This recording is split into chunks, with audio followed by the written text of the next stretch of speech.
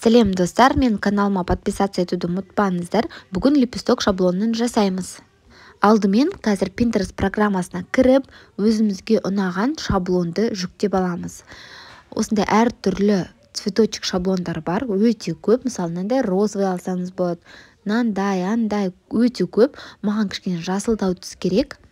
Сол жасыл түсті мен уже заранее скачала. Сіздерге көрсетіп жатқаным, осындай шаблондарды өзіңізге жүктеп ала аласыз. Төбесінде 3 точканы басып, скачать изображениеға басып, одан кейін сіздің шаблоныңыз галереяда болады. Енді қазір Pixar программасын ашып, ортасындағы плюсикқа басып, все фотоға басып, өзіңіздің шаблоныңызды енгіземіз. Мынау шаблон менің бесплатный телеграм каналымда бар. Осыны пайдалана отырып, сіз өзіңізге әдемі шаблондарды жасап үйрене аласыз. Енді қараңыздар, астында жазулар тұр. Солың ішінде рисовайтты таңдайсыз, добавить фото деп өзіңіздің фотоңызды енгізесіз. Міне мен мынау Pinterest программасынан жүктеп алған фоным. Осыны қазір размерін кішкене келтіремін, күшейтіп, ұзартып соссаңыз да болады. Размерін келтіріп болғаннан кейін төбесіндегі 2-4 бүштіге басасыз. Соған басқаннан кейін қазір 4 бүштіге басып, астыңғы суретті жоғарғы қарай жібере саласыз. Сонда сіздің шаблоныңыз осының ішіне енгізілді. Готованы бас болғаннан кейін рисовайтқа басасыз қайттан. Рисовайттың ішінде добавить фотоға басасыз. Дәл солай 2-4 бүштіге басасыз төбесінде тұрған. Соған басып, астыңғы суретті жоғарғы қарай жібере саласыз. Міне дәл солай істейсіз. Содан кейін готово дегенді басамыз обязательно. Одан кейін бірақ қайтадан рисовать и добавить фотоға басасыздар.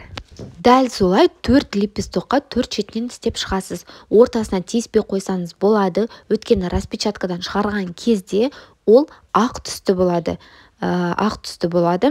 Сол үшін можно шаблон ортасына енгізбеуге. Дәл мен видеомды қарап, сіздер осындай розовый түсті детский фонды жасай аласыздар. Енді қазір осы жерін былай қалдырып қойса да болады, но мен қазір стикерға кіріп, круглый фонды қойым келіп тұр. Круглый фонды қазір қоямыз. Стикерға басасыз астыңғы. Вон стикері деп тұр. Pixar'тың ішінде сол жерге фон белый деп жазамыз. Осының ішінен қазір бір белый круглый фонды таңдап аламын. Бұл жерде көптеген фондар бар. Міне, былай қойсам, чисто белый болып тұр и некрасиво смотрится. Сол үшін астында прозрачнысын дұрыстайсыз. Міне артындағы кішкене фон көрініп тұрсын и кішкене домалақтау болсын десеңіз, прозрачнысын дұрыстау керек. Міне прозрачнысын қазір дұрыстап алып болғаннан кейін ортасына тексті жазамыз. Бұлдай шаблонға сіздер мысалы сырға салу, құдалық мыңжылдық, және де қыз ұзату деп жаза берсеңіз болады. Енді қазір стикерға кіріп, рамка круг деп жазып аламын. Осының ішінен бір рамканы таңдап алсаңыз болады.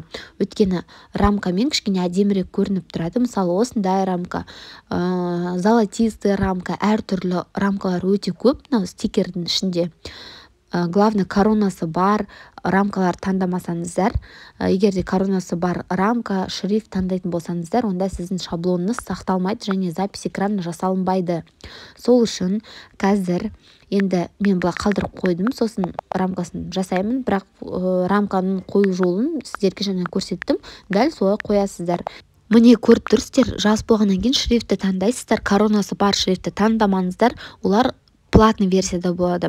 Ал Garamond шрифі бұл бесплатный келіп тұрмаған, кейбірлерінде платный екен, ал менде мысалы бесплатный. Pixar жайында мен каналымда видео бар, обязательно қарап көріңіздер. Ол видео сіздерге данный момент полезно болуы мүмкін. Енді қазір цвет таңдаған кезде градиентқа басамын. Градиентта 2 түс смешанный болады. Мысалы, бір шетін жасыл, бір шетін сары қылып таңдасаңыздар, 2 түс ойнап тұратын болады. Енді обводкасын обязательно таңдаймыз. Градиентпен жұмыс істеген кезде обязательно обводкасын таңдау керек. Міне біздің шаблонымыз почти дайын. Енді төбесіне готовыға басып, стрелочка астына қарап тұр, соған басып аласыз да өзіңізге жүктеп аламыз. Қазір осының сборкасын жасайтын боламыз. Қазір распечаткадан шығарып, келесі видеода сіздерге көрсететін боламын.